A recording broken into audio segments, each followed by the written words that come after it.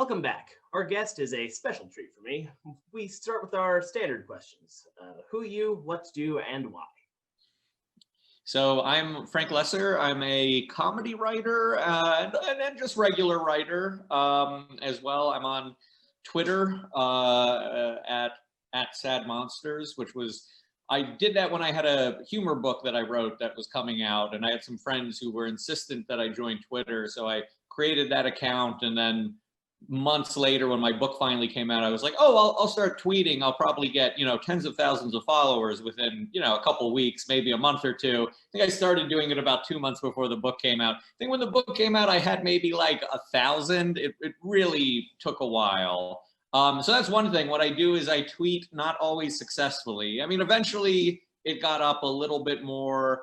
I'm trying to do different TV show stuff. I had written on the Colbert Report for about 8 years, wrote a bit on Amy Sedaris's show for the first season. I've developed a few other shows when they're in development process, and worked on a couple bits of punch up for movies, TV things, but I've been trying to do my own thing, and did recently have an idea that I sold somewhere, so I'm in the process of developing that. As soon as this is over, I'm gonna go back and revise the script because the pilot script was way too long. Let's see, that was the who, do, what was the third one? Why? I have no other marketable skills. I think it's the only thing that I really know how to do.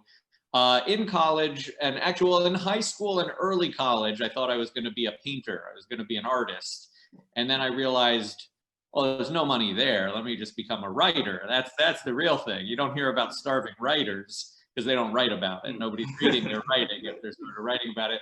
So that wasn't exactly it. I just have always had ideas, and I think the initial thing was early on, people would tell me, oh, hey, that's funny, that's good. I was writing more, not serious fiction, but like actual short stories, actual prose, and people would read it and go, oh, that's actually pretty funny. So I decided to develop that a little bit.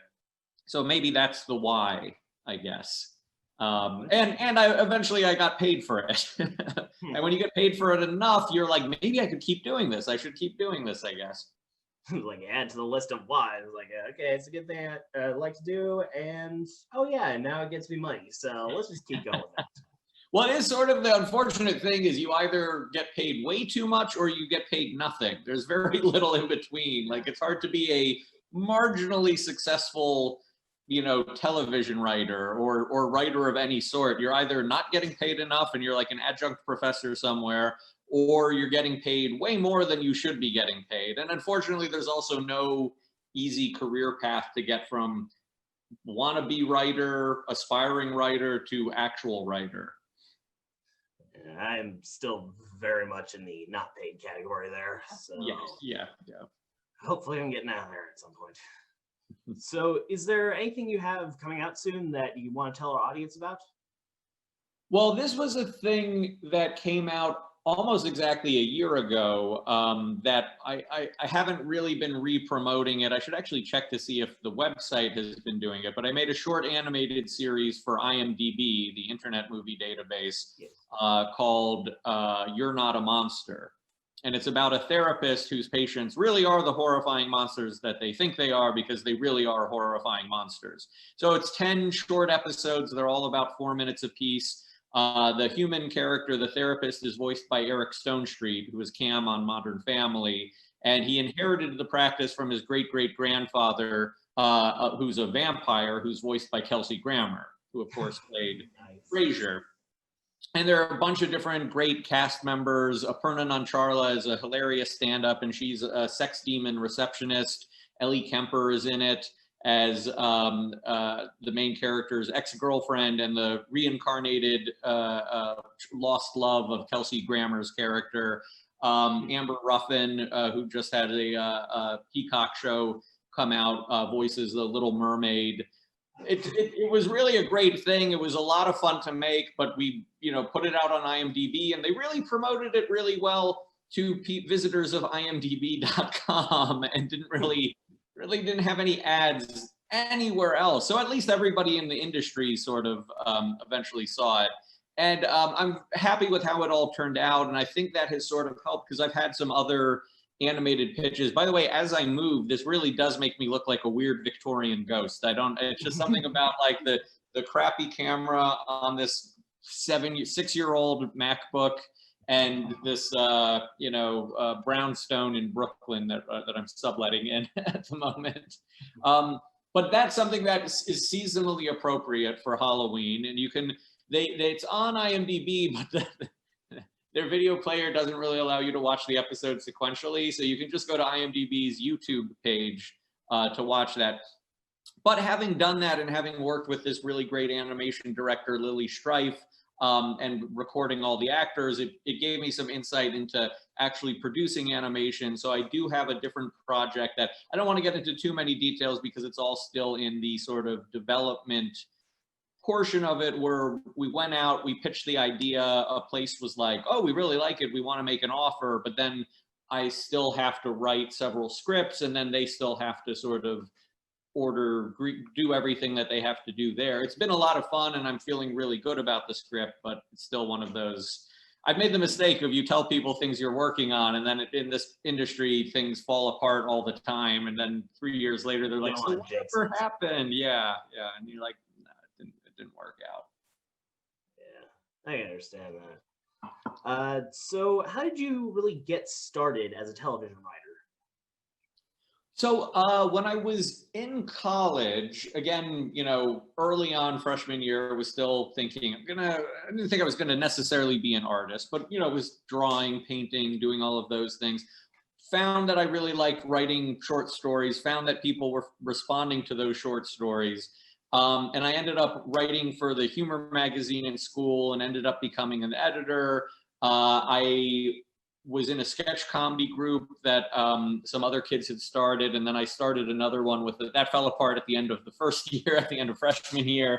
And so started another one with some friends from that group, and just really enjoyed doing all of that. I was studying film, essentially, wanted to, be a writer, director, knew that was something that, I'm like, oh, I think I have a talent for coming up with sort of unique, hopefully unique or interesting, crazy stories, and wanted to do something with that and didn't quite know what. Again, unfortunately, it's not like being a lawyer or a doctor where you go to, law school, you go to medical school. The only real comedy school is hopefully getting hired on a TV show where then you're just dumped into it directly. Or actually, it would be moving to New York or LA or Chicago and getting involved in like the comedy scenes there, getting involved in whatever comedy scene is in this, whatever city you're in currently, but then with the idea being to go to one of those three.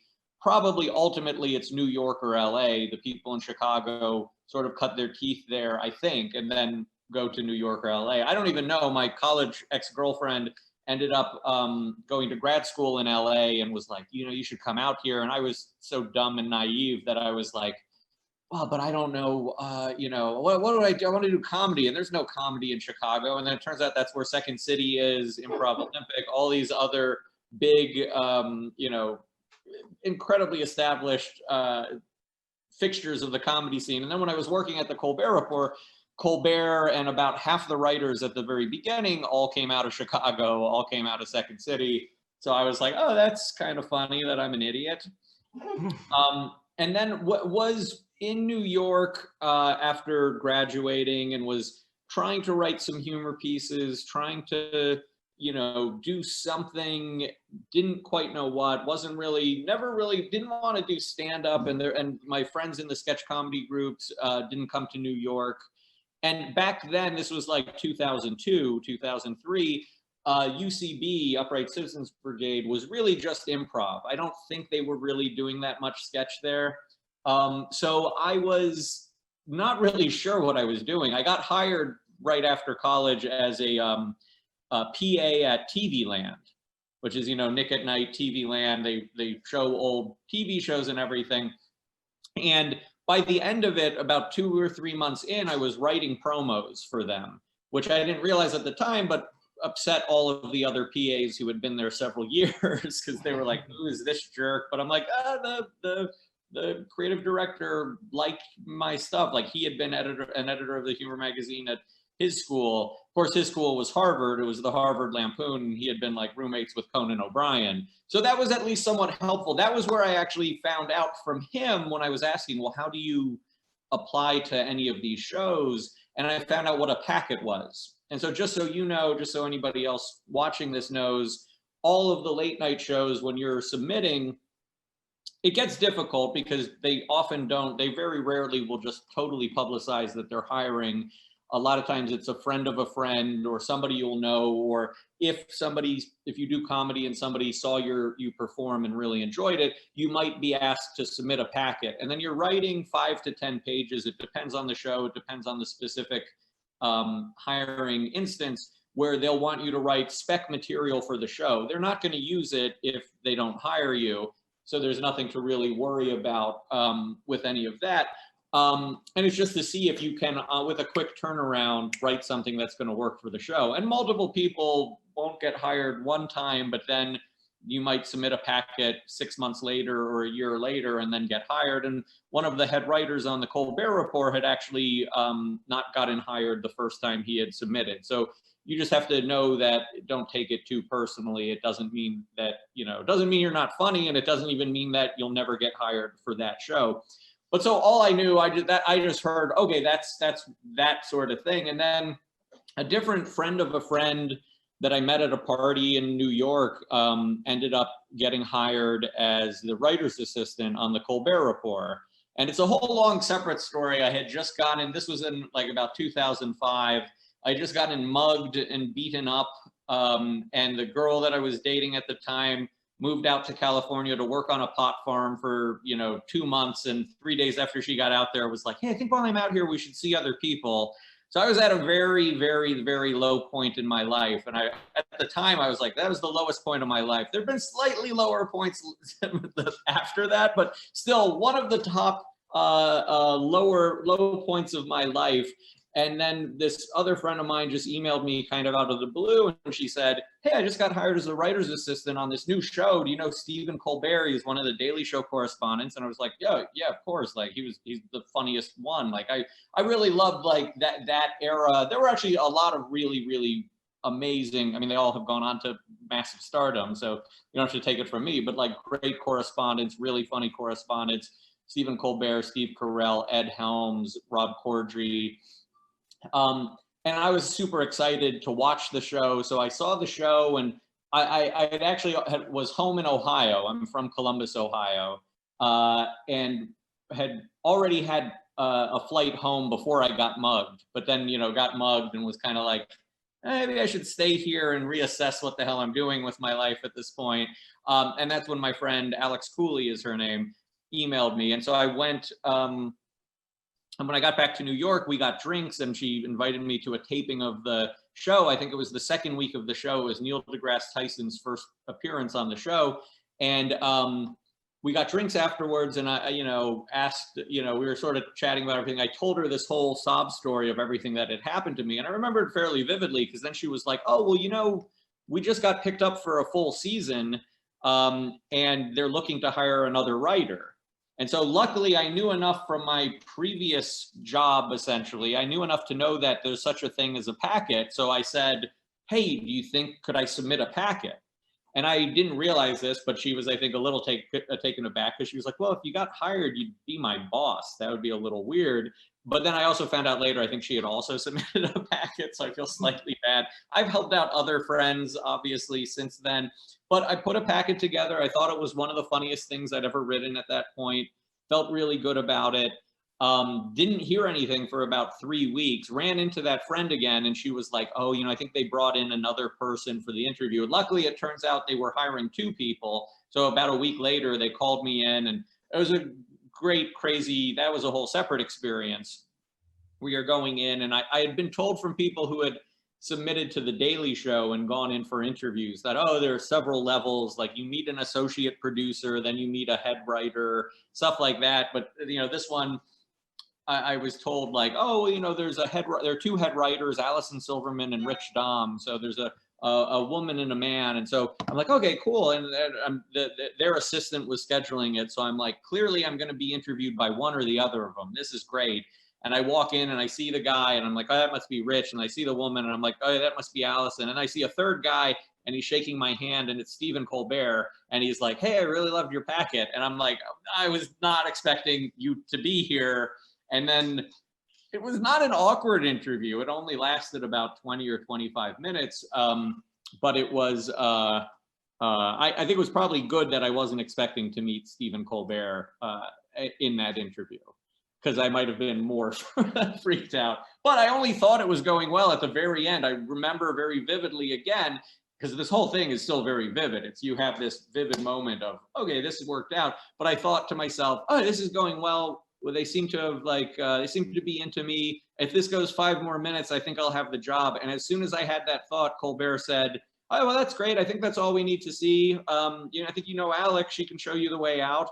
And I just was like, I don't know, 50-50 whether it went well or not. And then they called me the next day to offer me the job. So that was helpful. That was good. That's when I knew. I was like, okay, I think I can be a writer. Except I didn't actually know. I wasn't starting for another month. And I kept being like, what if I misunderstood what they said? And I actually walked in and the same person, and told them who I was, but they misunderstood and they put me, they sent me to this other producer, and she's like, so you're here for the associate, the footage assistant producer job. And I was like, oh my God, did I misunderstand? And I told a bunch of people, but it turns out she had just it was not an intentional prank, but that was a terrifying moment. I don't think I'm doing it justice, but imagine that you think like, I got this like great thing, this job that I've been going for. I'm gonna switch this around because the lighting is terrible. No, that's weird backlighting. Was that bad, or should I have just kept where I was the whole time? It seems all right. Okay. But that's sort of the story with that. Yeah, it just was a very good feeling the whole time. Like I still remember how I felt when I got off the phone. And, I've only had a few other points in my life where I'm like, oh, that's great. That was what I wanted to have happen with my career, essentially. It's good to know that crippling self-doubt issues are a prerequisite for a comedy career. Absolutely, yes. And second guessing everything, even after they tell you, hey, you're hired, we really like your packet, you still go like, what if I misheard them? And it's not imposter syndrome, because I was cockier then. I was more arrogant. I was like, they better hire me. But I was just like, maybe I misheard what they were saying. When they said yes, did they mean yes? Or did they mean something else? Well, they're all into improv, so it could have been yes and. Oh, you've applied. Yes and we're not hiring you. Ha ha, funny. I don't do improv. That was you got the job of janitor. Yep. So what's your process for current events joke writing? Do you write solo with a partner or in a group? And was it different now rather than when you're on the Colbert Report? When you're there, a lot of the stuff early on, you'd write some stuff on your own. But most of the actual 2 or 3 minute long scripts, you'd be writing with a partner. And that was actually effective because some days you're just not feeling funny or you're tired. A lot of humor is sort of an intellectual exercise in any case, even if you're not feeling funny and even if you're not laughing when you're writing it, okay, this is part A, part B, part C. The logical thing is to go to joke D or whatever. There's probably a penis joke. I don't know. Can I curse on this? I had to say D. That wasn't even supposed to be the joke. I mean, you can curse a little bit, but I held back at an earlier point. I don't remember what it was, but I was like, that was pretty crazy. I won't curse, but so it's helpful when you have another person there to sort of bounce things off of if you're in a bad mood, something like that. But then since then, I mean, the satire stuff, I was on Colbert for almost 8 years. I did get pretty burnt out of all of the sort of current event type jokes, all of the political stuff. That was still when Obama was president. So I don't know if I don't think anybody was re-energized with the last 4 years or anything, but it was already like, I was exhausted. But then with everything going on now with Trump, like that's all most people can think about. So that's 95% of my Twitter feed. And so there it is, just thinking of, oh, whatever the news story is, whatever the headline is essentially just the setup. And so then you think, well, what's the punchline? What's the funny twist on it?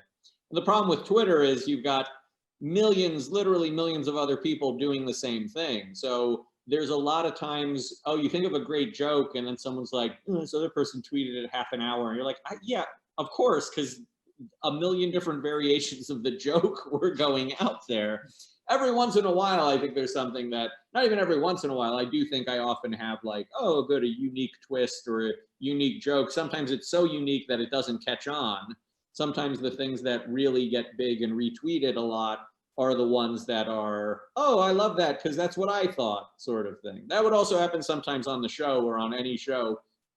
People are pitching around an idea and you're sitting there and you're like, man, I have this joke, but it's just so obvious I don't want to pitch it. And then somebody else pitches it and everybody laughs and is like, that's great. And you're like, why didn't I say that? That was comedy zeitgeist. Yeah. All right.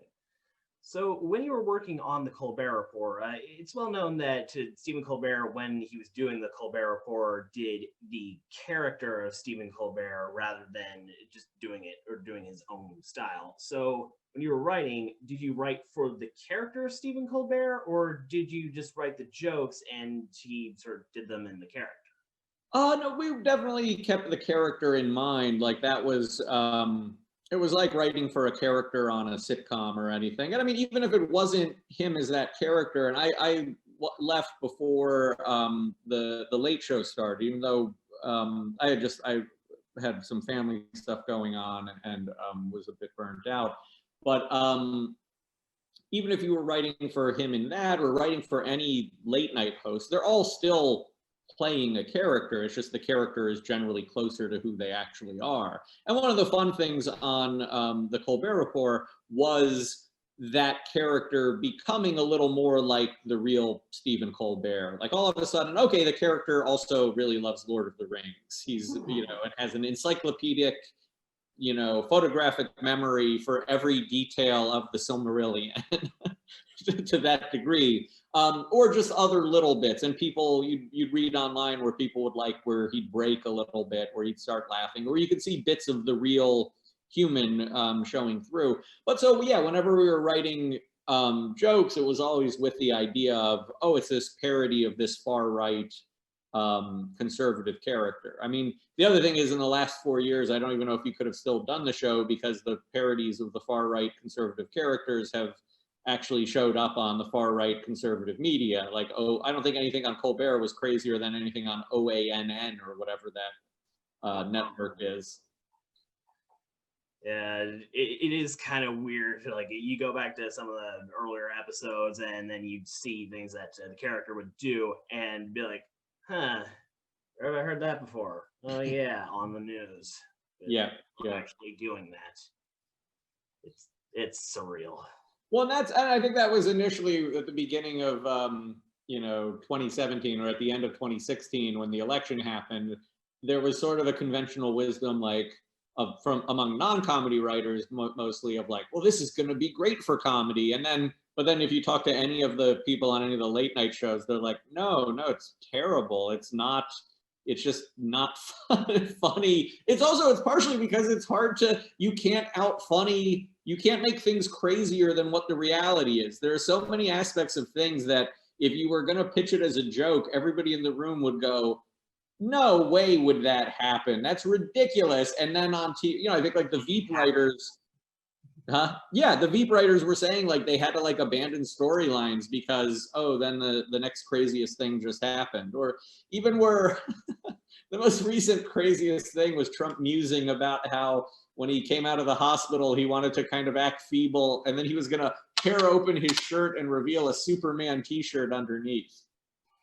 Now, but the other thing is you have to go like, maybe they're making that up because who knows, you can't believe necessarily anything. I don't want to get too political, but obviously having been a political satirist, I have some political views, but it's just absolutely craziness. And so you couldn't write anything crazier than that. I guess the one thing slightly crazier than this is Idiocracy, which is a great, really, really, really funny movie. Yeah, I've seen that, and like these past 4 years, that's been the most surreal. Like it was supposed to be a warning and a satire, not a blueprint. Well, it was also supposed to be, this is what the world has devolved into like 400 years from now, not, I don't know, the movie came out 10 years ago, 12 years ago, 15, maybe it was early, was it mid 2000s? When did Idiocracy come? It was definitely early 2000s. I'm curious now. Early 2000s, I believe. Yeah, 2006. Okay, yeah. But yeah, it's kind of crazy. So when you were writing, did you ever find yourself writing a joke that you knew you just can't get put on the air, but you still needed to write it down anyway because it needed to be said? Yeah, well, because that was the good thing. We had layers of head writers, and then Stephen himself was the head writer. Everything ultimately had to go through him, and he would weigh in on what he thought was funny, what wasn't. He'd replace jokes. So sometimes you'd have a feeling that something was maybe too extreme, and you'd hope that no one else would think that. You'd hope that you'd be able to get it in. And so that was always fun. But a lot of stuff definitely sort of died in the writer's room. Not died, but like you'd pitch something, and the thing is, the stuff that makes like a whole room full of comedy writers laugh hysterically is probably something you can't put on TV, at least on basic cable. Yeah, so that's the thing. You need to have something that most of them laugh at, 70%. But if there was anything that like you got every single jaded comedy writer to just burst out laughing at, you'd be like, that's probably not able to go on TV. That's not entirely true, and I'm exaggerating for comedic effect.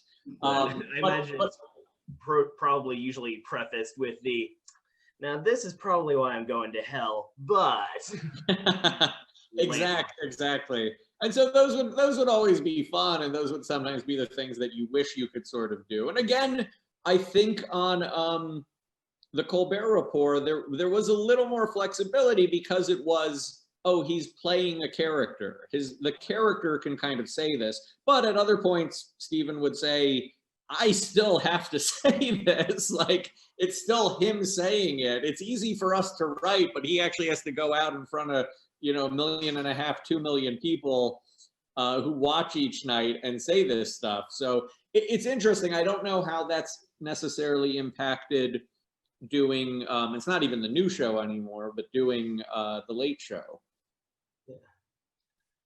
On a similar topic, did you ever write a joke that you just completely regretted making it to air? Not any that I can specifically think of, and then I'll be honest, even if I could, I would not mention it because people would tear me apart. But there were definitely running gags and little things that, again, keeping in mind the character is a parody of a, somewhat bigoted, not introspective, not woke character. There were definitely, or conservative, there were definitely jokes that we would not be making today. I think there are definitely jokes that arguably didn't really work out incredibly well at that point. But what people are sensitive about definitely changes over time. And I think that, again, it all came from a place of fun and a place of parody. But that's also the sort of risk of parodying, a sort of bigoted perspective. And that's not what the character generally was. But the problem with parodying that is occasionally the parody blurs and you can't tell, well, what's the reality? Or, oh, hey, it's a funny joke, but it relies on making some offensive reference to a stereotype. Well, is that really a funny joke, or are you just making a reference to an offensive stereotype? And I think people are a bit more cognizant of that nowadays. And I don't think that has affected comedy in any sort of negative way. just gotta find that way to get into the joke, the subtle "I'm kidding" without having to say "I'm kidding." Right. Oh, well, that was one of the fun things was every once in a while you'd see things where certain audiences wouldn't really understand that Colbert was satire, that he was not that character. And if you were just, to be fair, if you were just flipping through and maybe had only ever watched 5 minutes, you might not get that necessarily. So I don't think those people were necessarily idiots, but it was always a little shocking that you're like, oh, really? Okay. You thought this guy was real. The other thing was we also went off on like crazy flights of fancy where obviously we're making weird stuff up. Yeah. So when you were working on a current events based writing staff, what did you do to unwind after having to pay attention to all the awful all day long? Well, I wrote a book about sad monsters. That was the thing I did in my spare time because I still wanted to write things. I was an idiot. I should have written a pilot script. I should have written a show pitch. I should have written a screenplay. But I was like, no, the money's in publishing collections of short humor. I think I was still just stuck in college where I was like, oh yeah, you write short humor pieces for this, humor magazine that wants to be like the Harvard Lampoon or the National Lampoon, but the National Lampoon doesn't even exist. There's a very minimal audience for this. It's the New Yorker, essentially. McSweeney's internet tendency runs sort of more traditional humor pieces. But otherwise, just thinking of other things, having fun with other stuff. I definitely was not. There were some writers, not that many, who were just news junkies who would just sit and watch the news. And I would occasionally go to different sites to sort of see what the big scandals were, but generally we'd do that in the morning or late at night, so we'd have pitches the next morning. Has that sentiment changed at all in the last 4 years, like especially? Well, yeah, you also do get sort of trained to always be looking at the news. So yeah, it's unfortunate but now it's like a train wreck. You can't look away from the news. Like the last week and a half when Trump got coronavirus has just been an insane. Again, you couldn't really write any of that stuff. I believe he still hasn't mentioned his wife, who is supposedly also positive. There's been like no mention of her. They don't talk about Herman Cain, even though he died because he went to a rally 2 months ago. It's absolutely just a bizarre fantasy world that is, again, could be very funny in 20 years looking back on it. Like there was a really good show, Amazing Impression, Anthony Adaminek, who did The President Show, and that was on Comedy Central. But the issue was, I don't know that anybody back in 2017 wanted to watch that guy like, hey, let's watch a guy do an uncanny impression and make him really funny. But I do think in 10, 20 years, that show will be really funny. But it's also almost indistinguishable. Half the stuff they did in 2017 as a joke by 2020 was something that actually happened. So I know just from following him on Twitter, and he follows me, and we don't know each other. Although Peter Gross, the guy that played Mike Pence, had been a writer on the Colbert Report for several years. And Peter's a really funny performer. He also voiced multiple characters in my You're Not a Monster thing. That title is also clunky. I wish I had picked a different title. So. I also follow you on Twitter, and so I know that the election is on your mind a lot. So how do you think this whole mess is going to go down? In general? I don't know. I mean, I thought I had pretty good political instincts until, but in 2016, I was like, well, there's no way he's going to get elected. Like, obviously, people are not going to be fooled by this. But obviously, almost everybody was wrong in 2016. So I don't think, I'm still like, I have some good instincts. I really have no idea. I mean, at this point, I think enough people. Well, the problem was, and I actually had some hope on election night when he gave his, victory speech, even though everybody was still waiting to see what was going to happen. I think they were maybe delusionally hopeful that more votes would be coming in. But when he gave his victory speech, and I think he did say something to the effect of he'll be the president for all Americans, but then he did absolutely nothing over the next almost 4 years to prove that. He literally doesn't care about anyone who didn't vote for him or who isn't going to vote for him, and has not been the president for all of America, and has barely been the president for even his supporters, because his policies are actually deeply damaging to them on a social, economic, and philosophical and racial level. And just, if there is a heaven on any sort of, if they're keeping tabs on good deeds, what's been going on has not been going up in anybody's favor. So that was all to sort of say I have no clue. I do think as long as there's not too much apathy, I think Biden will win. I think if it's overwhelming enough in enough key swing states, there are not going to be any challenges, and Trump will just slink away in ignominy. But if it's close in any states, Trump is already, the funny thing is he doesn't hide anything he's going to do. He will tell you immediately, I'm planning on cheating the election. We've got lawyers already looking at all of the states. We're going to fight every mail-in ballot. We're going to focus on that because we know that's going to be more Democratic votes. We'll look at that. They're going to challenge signatures on every ballot. They're going to try to keep votes from actually counting. And of course, they'll do it in the districts that they think are going to be more Democratic leaning, more votes for Biden.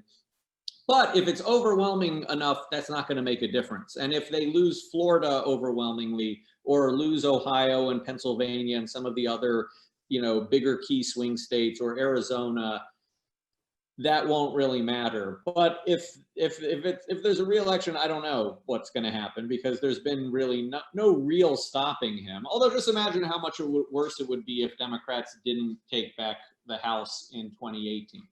There's at least been some stop or some check, but obviously it requires having senators who aren't complicit. So very depressing. This is a good fun conversation. Civil war either way, though, if you want my prediction. Yeah, I'm keeping my fingers crossed that Texas will flip. I think and it could. Where are you located in Texas? I live in Round Rock, but I do most of my business out of Austin. Okay. I've only ever been to Texas once, and was in Austin. Had a short film playing at the Austin Film Festival back in, I think, 2005. Probably one of the best films I've ever made still. But it was really it was a great city. I enjoyed it. I was only there like 3 days and had no idea. I love that every single person there, though, maybe it was just because it was the festival, but every cab ride I took, every cab driver was like, well, I'm also working on like this indie film. And I was like, that's funny. And one guy even he's dropping me off late at night at my hotel. He's like, can you mind holding on? This is before people had phones that could play videos. He's like, can I show you? And he went to his trunk and he took out like a flip top DVD player and started showing me this short film he made. And it was terrible. It was hilarious. He's like, yeah, I was kind of like a gangbanger. And it's like footage of him walking down the street looking really tough. And he's like, but then I died. And then it cut to him in like a coffin. And he's like, so what? He's like, I won't show you the whole thing, but what you think? And I just was like searching for something to say. I'm like, how'd you get the coffin? And he's like, oh, a buddy of mine was an undertaker. And I'm just like, oh, that's great. And then the security guard of the Holiday Inn or wherever comes over because he's like, what, can I help you? And I'm like, thank God you saved me. And then he was even weirder than that guy because the guy's like, well, I'm just showing you, he's got a film. And then the security guard's like, I'm trying to write a screenplay. And I'm like, oh my God, no. Are you kidding? So, and then luckily his screenplay was about this very rare genetic disorder he had that was like a very odd thing to just tell complete strangers. So then the cab driver, I think, was like weirded out. And I'm like, I got to get out of here. I think that was probably 6 months or 9 months before I got hired on Colbert. So I was, again, at one of the lowest points in my life was probably, well, not then, because I felt pretty good. I had a short film. It was after that. I had a short film at the Austin Film Festival. and then later the lowest point of my life. So still at one of the good peaks was being almost held captive by a cab driver who's trying to show me, a 25-year-old, this short film that he made. So it was a fun town. I enjoyed it. But it is weird to be like that sort of liberal bastion in the rest of the red state. It was similar. I mean, it's any city essentially. So growing up in Columbus, if you go to any of the sort of like more rural exurbs or out of the city, 25 minutes, it's farmland. It's the more conservative. But even then, like it's conservative, but sometimes only 60%. So. You should come back to Texas once the plague business dies down more, because I can tell you the food here is great. And then, also while I have you on the Zoom call, I actually had an idea for a screenplay. It's about this guy. Well, the other thing is you don't have to be too careful, but you don't want to like just tell anybody. Like, and again, I think they all thought I'm from like New York or I'm always hot, but like don't just tell me your ideas. I actually at the same time I don't think you should be too worried about that. I don't think I have no idea. I'm sure there are unscrupulous people who will take an idea, but beyond that, like an idea can spark another idea. So you just want to be a little careful a little bit with that. But at the same time, I'll tell people, oh, here, like you go in a general meeting, if you have a manager or an agent, they'll set you up on a meeting with a producer, and then you're sort of not supposed to, but you soft pitch them different ideas. Like, oh, I have this idea for, this show. And then, sometimes I'll tell like 5 ideas and maybe they're into one of them, but then I'm always like, are they other ideas? They're just bouncing around in their head. I don't think they're going to actually do anything, but somebody else could tell them idea and they'll be like, well, what if you did this instead? I don't know. That's me being slightly paranoid. Or not paranoid. The main thing is I'm saying I don't think you should be paranoid. There's some risk in that, but that's the only way you're going to get people to hear your ideas. And it's the same thing when you're writing a packet. You're basically writing material for a show. You're not getting paid unless you get hired. They're never going to intentionally take any of those jokes. But again, just go on Twitter and find a funny joke on a popular thing and type it in, and you'll probably find something else similar-ish.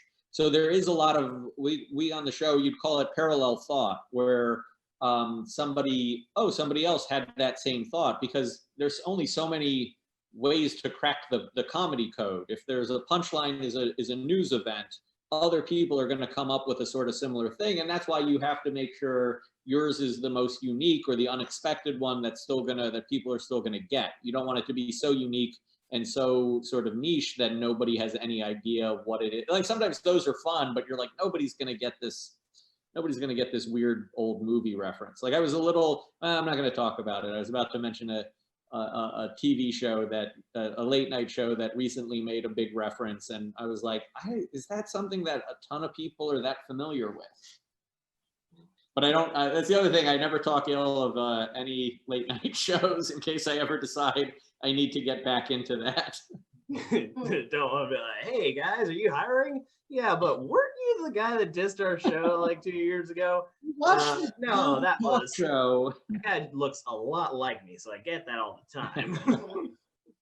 I think these days a little paranoia is healthy, but also it could be a good excuse to get people to like stop showing you the screenplays. Like, hey, you want to see my screenplay? Hey, don't share it with too many strangers. Keep it to yourself. Seriously, stop. Yeah. So, well, there actually was a thing with actually, I'm going to skip this topic. I don't want to get too much into the thing that I'm working on until it hopefully is announced. Don't want to jinx it. Yeah. Well, we got time for one last question, and this is one that we're asking all our guests this season.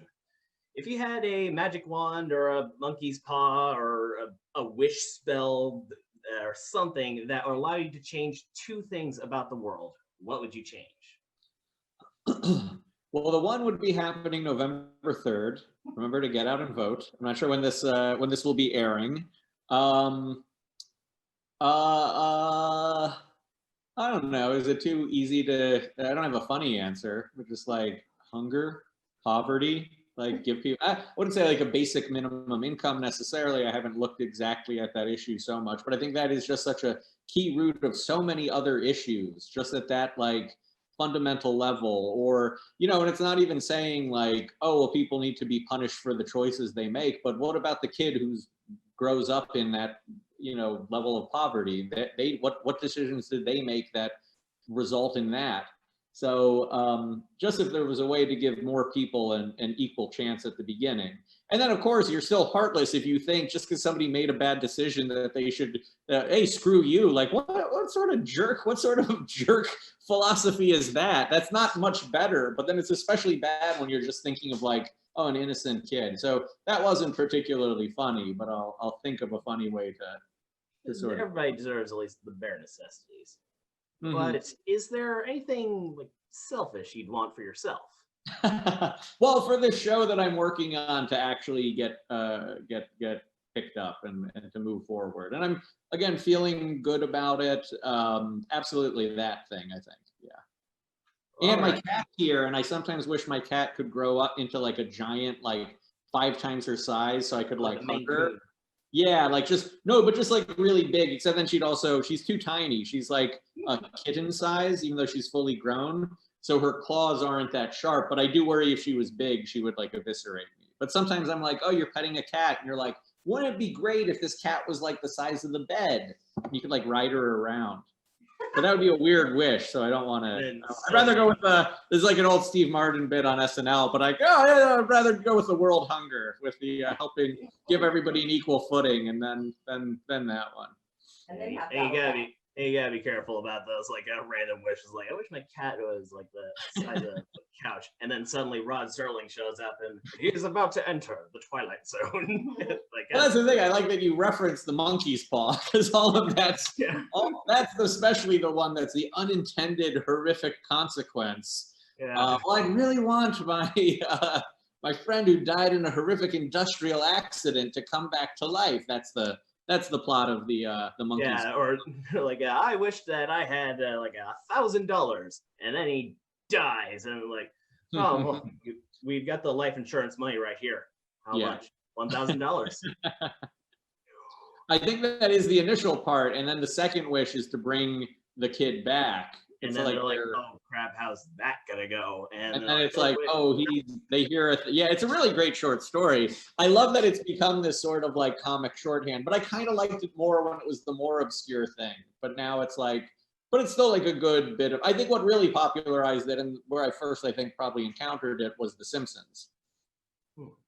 They had a good Monkey's Paw Halloween episode.